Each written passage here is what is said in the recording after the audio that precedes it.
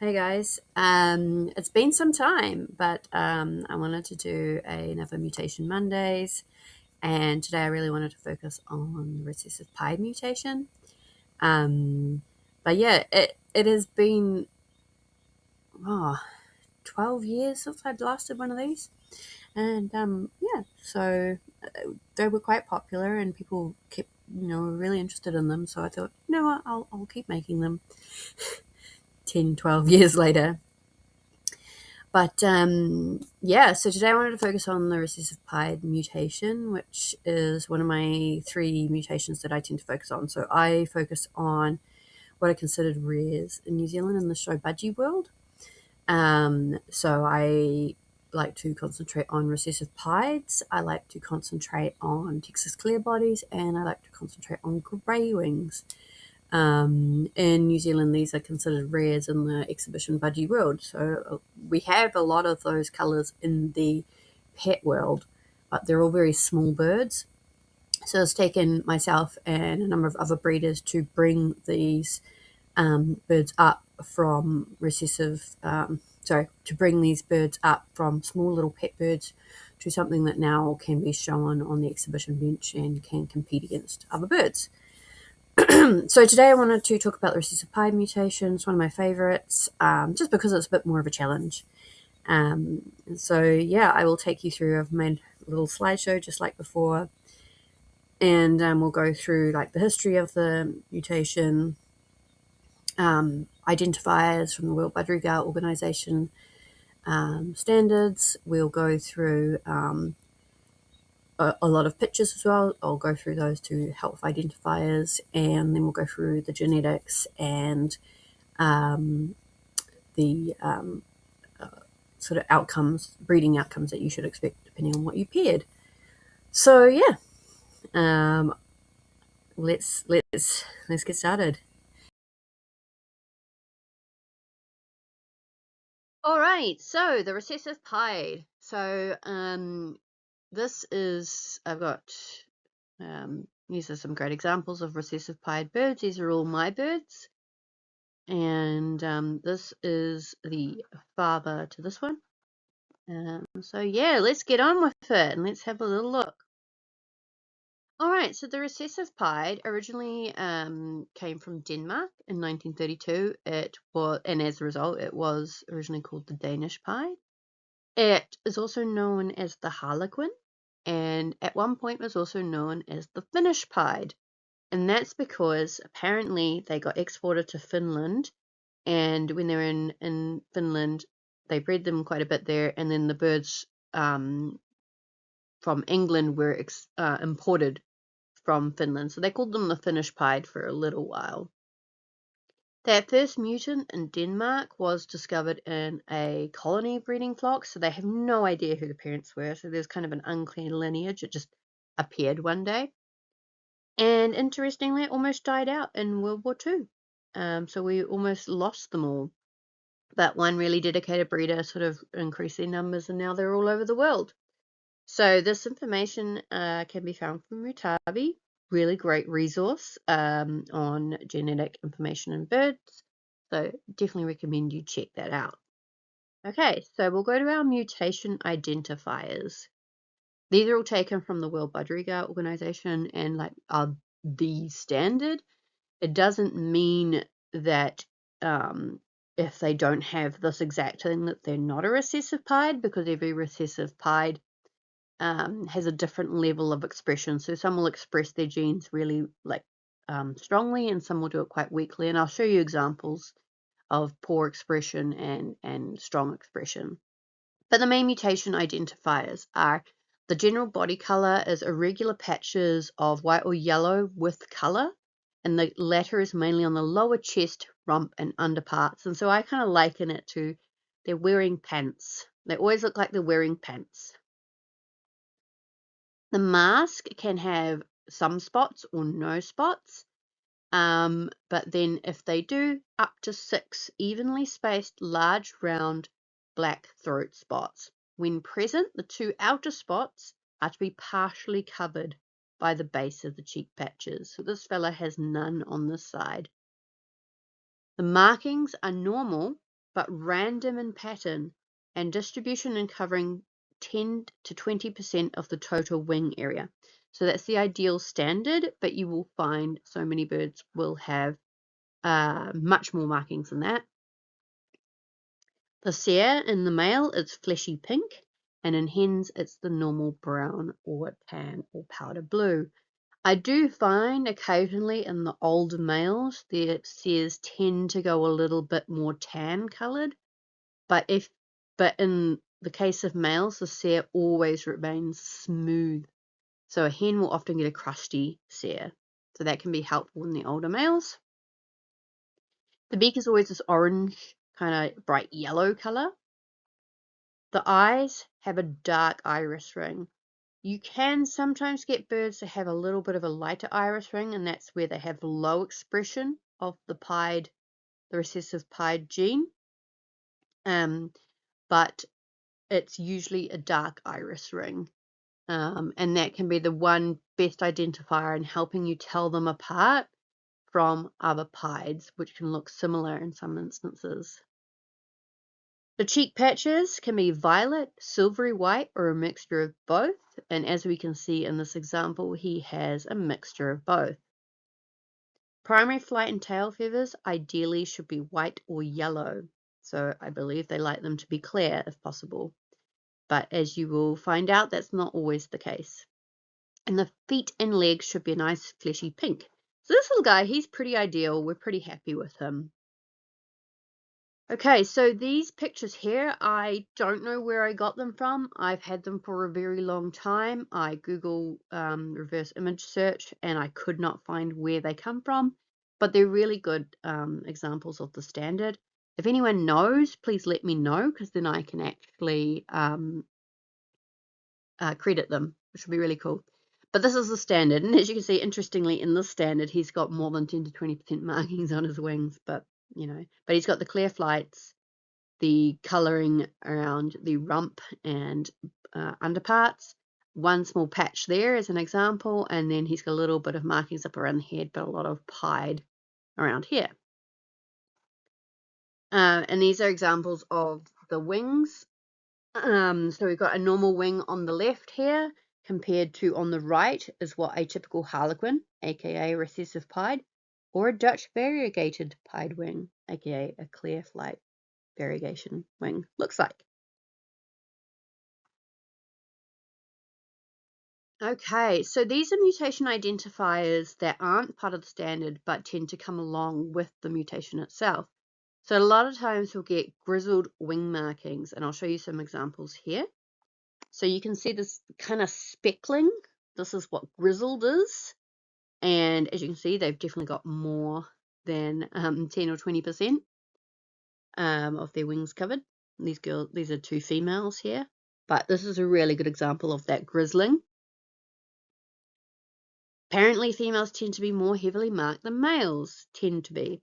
So I put a father and daughter next to each other. She's actually quite lightly marked, which is really nice. I'm happy with her, but she still has the grizzling on her wings there. But I will go through with lots of pictures, and you will see that most of it does tend to be the case that the hens do tend to be more heavily marked than the males. Birds that are split to recessive pied, i.e. carrying the gene, can sometimes have a small pied spot on the back of their head, like this. So these are birds that are carrying one normal gene and one recessive pied gene. So the gene itself is classed as autosomal recessive. However, because some birds that are carrying it are actually having some expression of the gene, could we really consider it as an actual incomplete dominant? So that's an interesting thought process here. So is it actually a misnomer or what? So, I mean, we class it as autosomal recessive, but because it does have some expression in the single factor presence, then is it technically an incomplete dominant? I guess that will be up to the big ones, the big boss people, to figure that one out, I guess. But just something to keep in mind. Yeah. And apparently they have plum-colored eyes. I've never really seen this, but just like a cinnamon has plum-colored eyes, you can tell that they look like this as like a baby when they're a pinky. That if the eyes are plum-colored, it's usually a cinnamon. But apparently recessive pieds can have plum-colored eyes. So just something to keep in mind. I've not noticed it, but apparently that's a thing. Okay, so we'll go over some other pieds, which can be kind of confusing for beginners and even sometimes more experienced people as well. So the dominant pied, which is actually, it's not just dominant, it's actually incomplete dominant, because a double factor dominant pied is what is complete expression of the gene, and it is different to a single factor dominant pied. So it's not a technically complete, it's not a technically complete dominant gene. So Australian banded pied, obviously, as the name suggests, originated in Australia, and this is it here. It's got a band across the chest and it has clear flights and tail. So they are generally more heavily marked up the top here. And dominant pieds also have the white iris and the coloured blue cere in the single factor form. This is a variegated dominant pied. Again, the clear flights, they tend to have like a large amount of cleared flights and wings compared to the recessive pieds that tend to still just have colour in this area. And then this is the double factor, and they can look really similar to recessive pied birds. But they also they tend to have less markings overall, and as you notice, very little markings down here and a little bit up here, but I'll show some examples shortly. So this is a variegated dominant pied. This is the sun, and you can see this huge amount of white on the wing here. And you can see the white iris ring here as well, and you can see the blue coloured cere. Yes, he has a brown cere, but that's because he ended up having a testicular tumour. Excuse me, which causes estrogen production, and so they get a brown cere. And this is a banded pied. You can see this beautiful banding across the chest here. Again, this huge amount of white coming down here. This is a baby, a little hen, so you can see her speckles go right to the end of her cere. But she's already starting to get that light iris color. Interestingly, she's got the yellow beak, and these guys do not. They've got the more ivory colored sort of beak. So again, it's dependent on where the pied part falls. I believe in the dominant pieds, banding and variegated is polygenic. So where the pied falls is polygenic in that regards. Yeah. Other birds are the Dutch pied or the clear flight pied. I suppose technically we should call it the Dutch dominant pied, as it is in this picture here, because you can get the variegated Dutch pied, which looks very much like a clear flight pied, apart from it has the upper chest is pied. So this can be very confusing with a recessive pied bird because of the distribution. However, the iris will be a normal white, and I believe the cere is normal as well. We don't have these in New Zealand that I know of, so I don't have any examples, and I'm not particularly familiar with them. And then is spangle pied.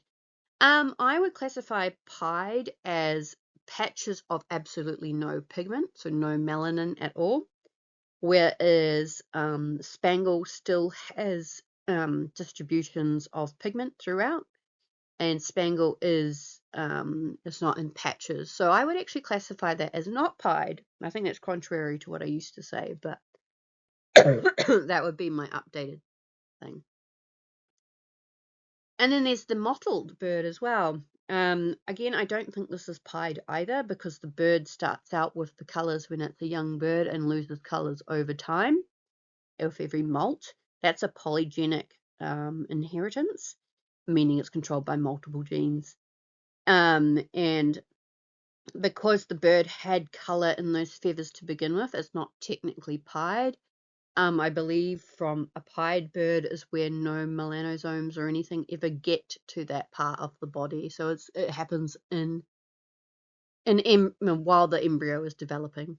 So yeah. Now I did want to talk about the double factor dominant pied. These are not my pictures. I got them from budgiebubble.co.uk. But they're really good examples. So a double factor dominant pied usually has one black iris and one white iris. So again, a really good identifier. If you've got a white iris, it's probably not a recessive pied. The cere itself is often pied in a male. You will see a blue patch and a pink patch, a blue patch, pink patch. That tends to only happen in the double factor dominant pieds. And as you can see, they have very minimal markings, even less than a recessive pied. So a small patch here. Usually they have something on the rump, sometimes a little bit down here. A note on these dark-eyed clears and also having mixtures of recessive pied and double factor dominant pied. I don't recommend mixing the two birds together because it can be very difficult to tell them apart. And then with the dark-eyed clear, that is apparently a combination of the recessive pied gene and the clear flight pied gene together to make the dark-eyed clear. Again, we don't have them in New Zealand because we don't have the clear flight gene here. But I believe from memory they have no iris ring. They're just purely completely pied, as in they have no markings at all.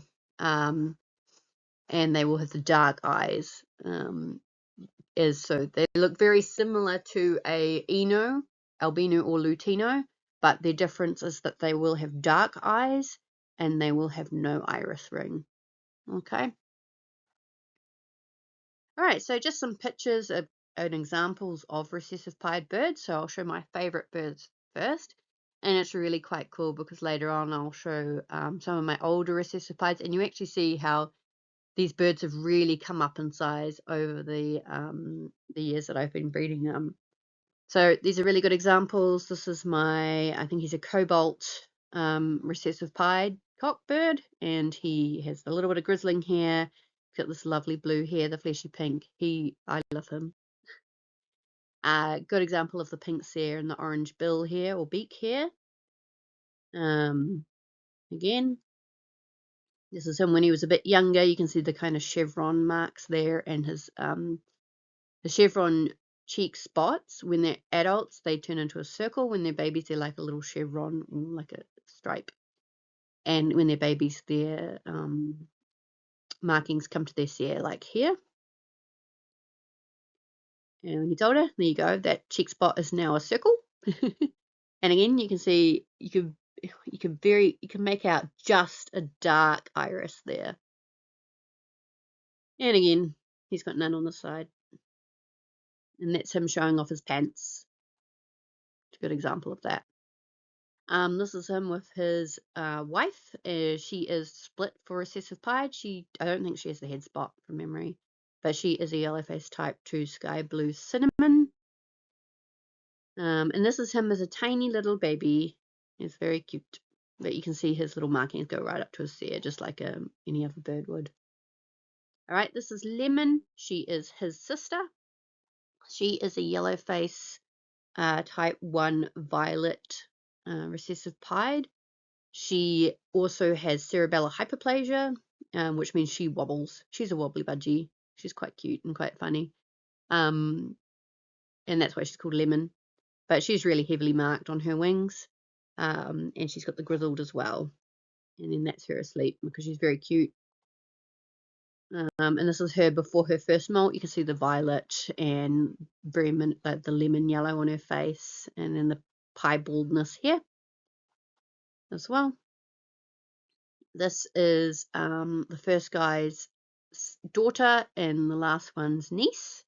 So a really good example here is a little hen. She's a baby here in this picture, so she's got the U-shaped cheek spots, beautifully marked. She's kind of got the variegated cheek patches here.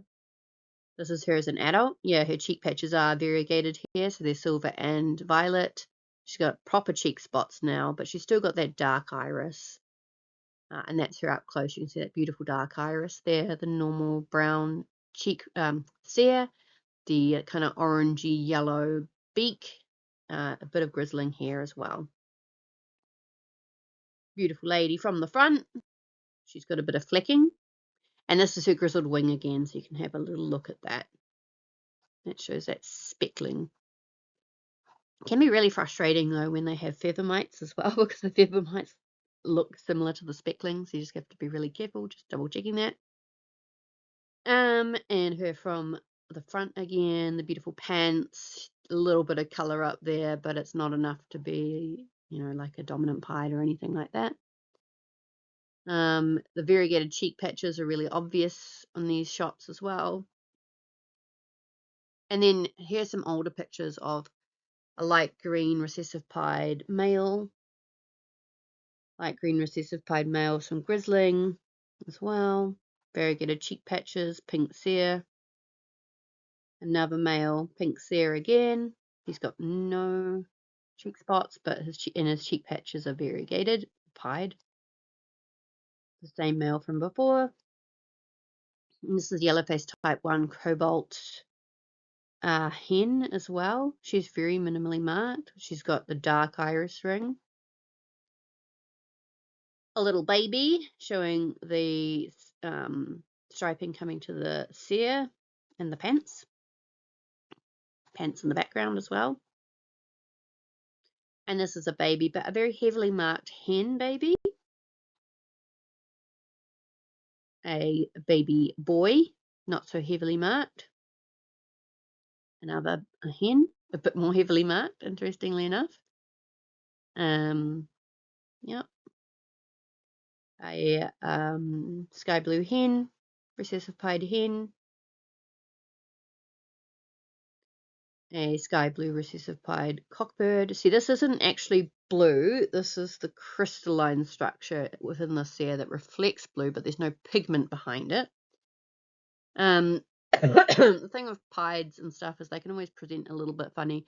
They don't always follow the rules. I have had some recessive pieds that have had lighter color irises, but I know that they're recessive pieds because of the genetic makeup.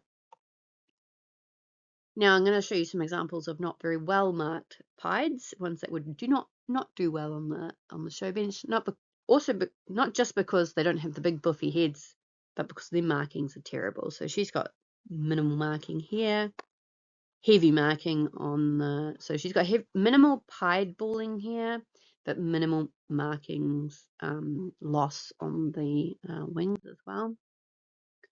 And same with this one. He's got really heavy markings on his wings. Like they're all there. You can see the grizzling, but he doesn't have the white primaries or flights. But he has this beautiful patterning on his tummy, which I quite like him. So this hen here, she's a really poorly marked recessive pied. And I bought her at the time because I couldn't quite examine her properly. She was in a pet store, and I just wanted to get her because she was so unusual in her colouring. Turns out she is a recessive pied. We found that out for breeding to confirm, but we can look and see some of the common recessive pied indicators here. So we've got some pied balling up here. We have some grizzling on the wings here, and we have the dark iris, and we've got that yellow beak as well. And those are the only things that give away that she is recessive pied. And this is her again from the side. She has no grizzling on this side, but this is a small pied here and no iris ring. So this is what we would call a really low expression. So her recessive pied gene is really not expressing that well, and sometimes that happens. The pied genes express differently and have higher expression or lower expression. So yeah, this is this little guy again because he's cute. A light green. I think this might actually be a cinnamon as well. Looking at it, you see the pied patches and things like that. Another poorly marked recessive pied. You can see the variegated cheek patch here and the pied bald on the chest, but lots of markings on the wings here. Orange bill. And this yellow face type 2 cobalt recessive pied hen, again, very heavily marked, some grizzling, one pied feather in the wings there. But yeah, so it seems to be the case that the females are tend to be more heavily marked than the males. All right, so now we're going to get into the genetics part of this. So again, it's considered autosomal recessive, and even though I suppose technically we could think of it as incomplete dominant, but that it's been classified as autosomal recessive. So the way Mutavi has marked this gene is they've called the recessive pied gene is marked with an S, and the normal gene or the wild type gene is marked with an S+. This is a little different to how I learned gene nomenclature in school.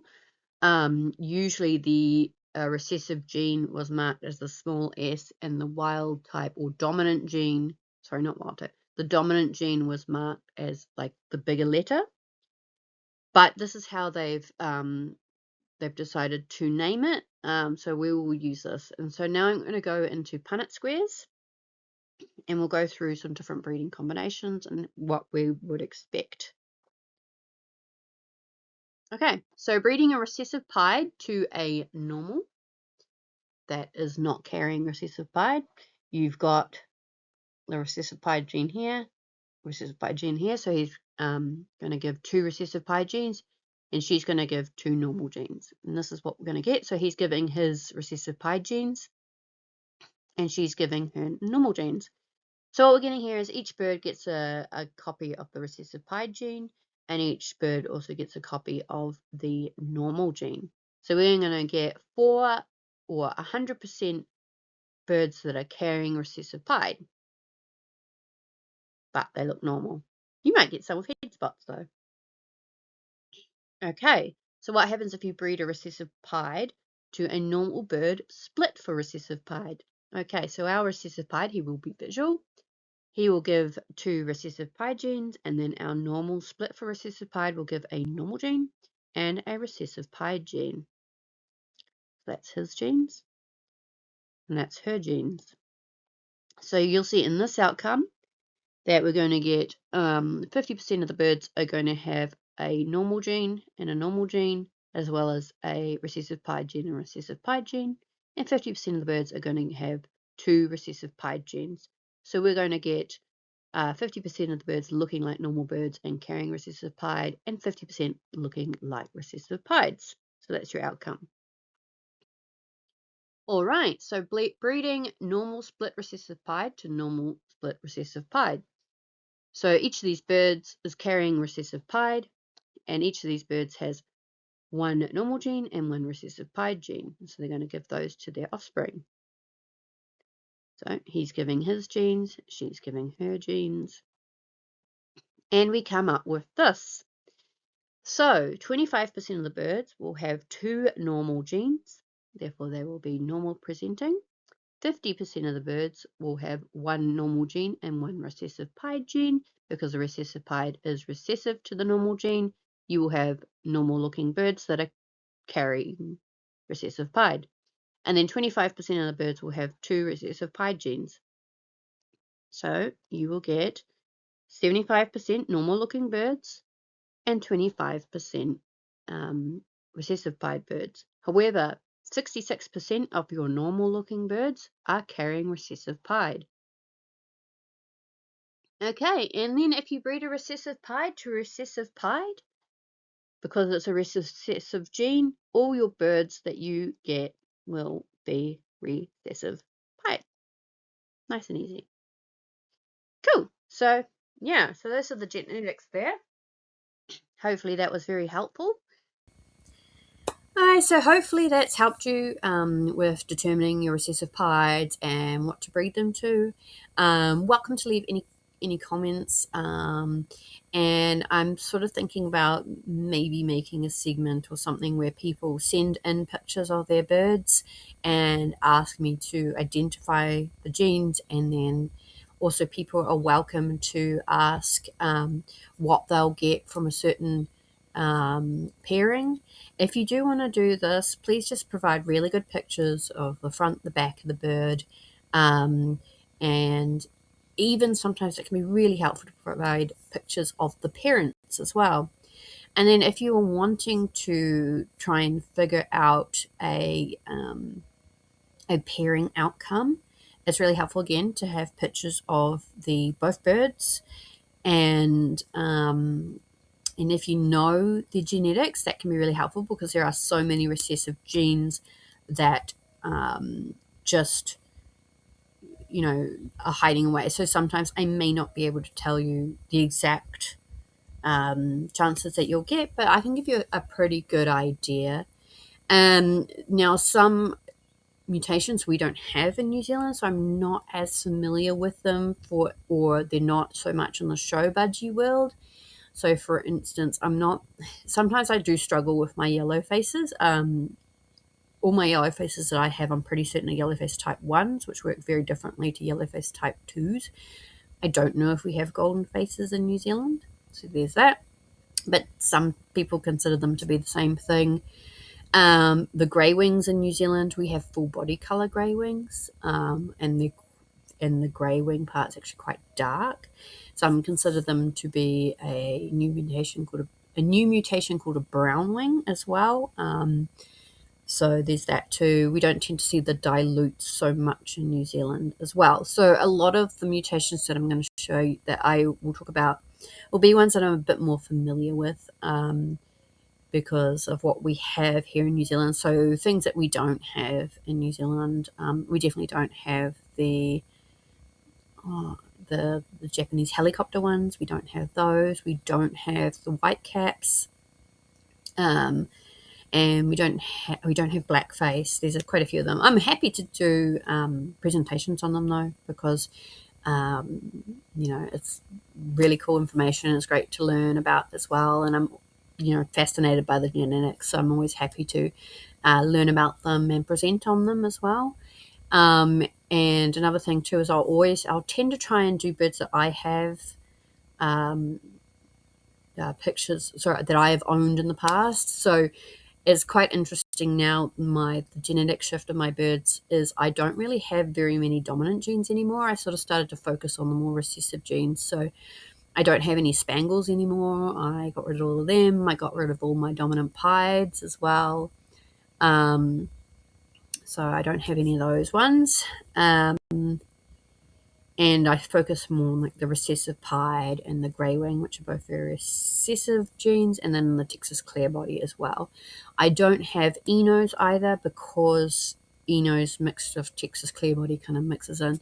But I do have Enos. I do have birds carrying Eno, so they will pop up from time to time. But yeah, that's kind of how my birds. And I'm sort of moving more towards like violets and yellow faces. Those are kind of my favorite. So I don't tend to have as many yellow-based birds. Most of my birds, if they are yellow-based or green birds, they will be split for blue. I tend not to have double factor greens, except I did just buy some new birds to add in some new genetics, and two of those are double factor greens. So I'll get all babies, all green babies from those. And I also tend to am moving away from the greys as well, but I still have some. The greys are really, really good for showing up Texas clear bodies colours as well. So, but yeah, I tend to move going more towards the recessive genes as well. But I'm happy to talk about all those other genes. I find it so fascinating and interesting. So yeah. I hope you found this really, really interesting and really helpful. Like I say, if you are keen for me to do those, I'll see how it goes. I'll see if I have the time and things to do that. I do work full time at the moment, so it is really hard for me to make videos and things. I get quite tired during the week. But if you do send me these pictures, I would like to make content from them. So as long as you are happy for me to post videos using your pictures, then that's good. Yeah, I would like to be able to make content out of them. So please send them if you're happy for them to be used in a video or a short or something like that. So yeah, thanks again for watching. I hope this was really helpful for you, and I hope you have a great week. Okay, bye.